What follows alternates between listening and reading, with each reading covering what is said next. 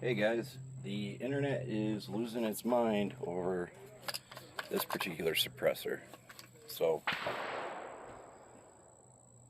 I am just going to let you see a little sound comparison.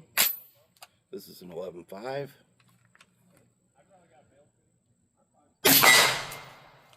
I'll shoot one into the dirt.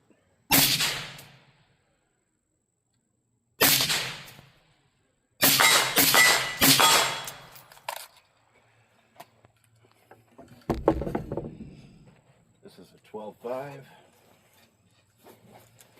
with the OCL Polonium K.